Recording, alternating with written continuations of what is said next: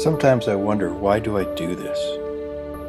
There is something about being out there, on the trail or on a back road, room to think, physical challenges, moments of intense concentration when the conditions demand it, slogging up a hill or zooming down a hill, thinking about everything from my childhood to my own children, to my wife, lost young loves, lost relatives that are no longer with us. Landmarks roll by, reminding me of the past.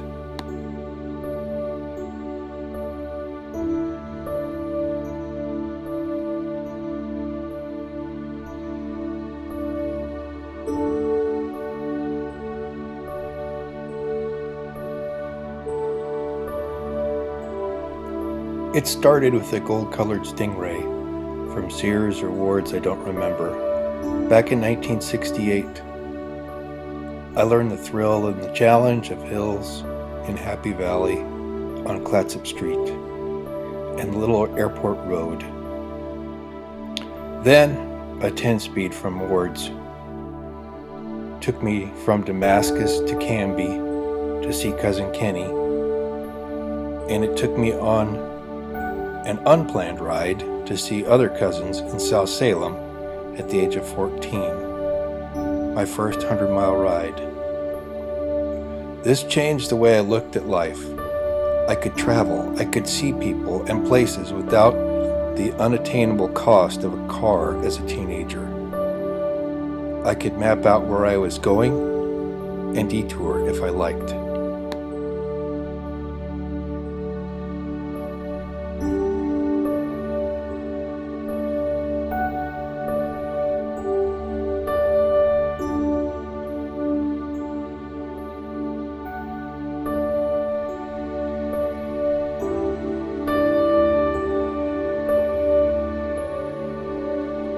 Then, at age 15, I made big plans.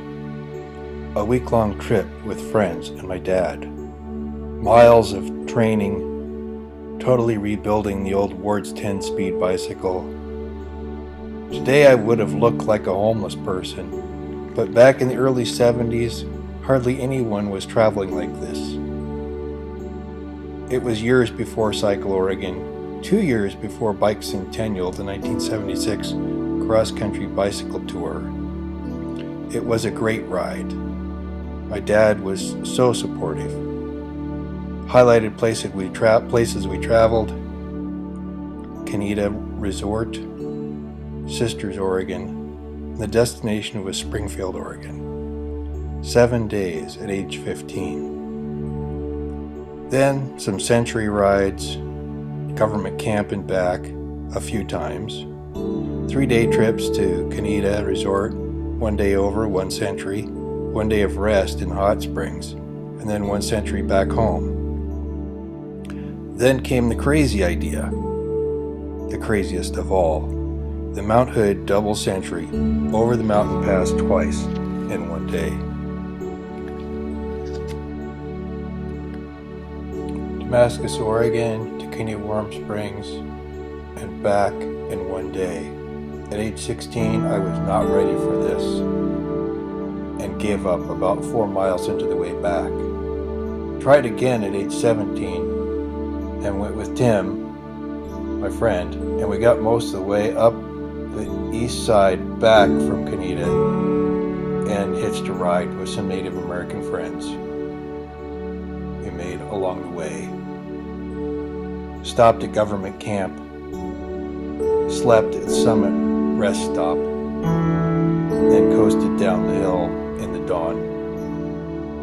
Before that, Tim, Dan, and I did another pre-Cycle Oregon trip to Canida, to Redmond, to Sisters, to Salem, and then back to Damascus.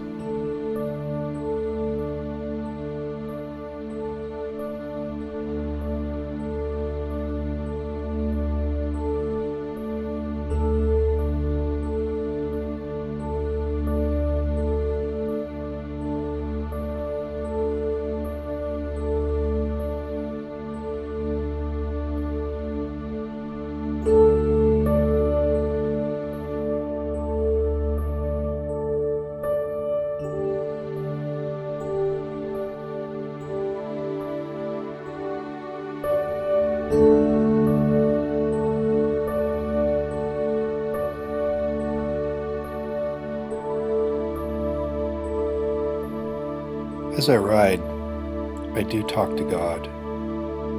We talk about all kinds of things.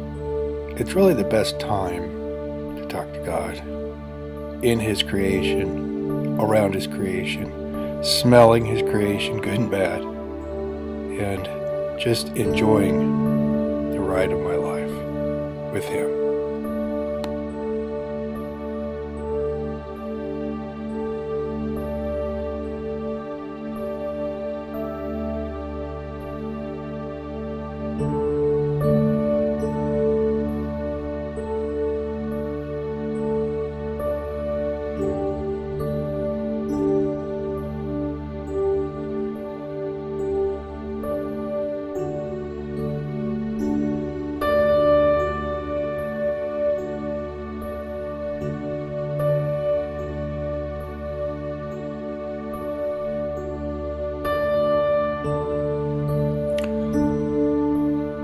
I did write out my times of heartbreak on the bicycle, like Jimmy Buffett's song. Some people say there's a woman to blame, but I know it was my own darn fault.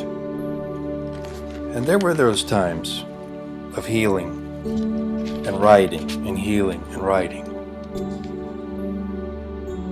I'm not a serious cyclist. I used to be before I grew up. Now I cycle to enjoy the vast array of cycles of life around me and within me. A neighborhood ride or a several-day trip, both are still fun. 20,000 miles so far. About half of those miles involve times of travel in my mind, not just the road.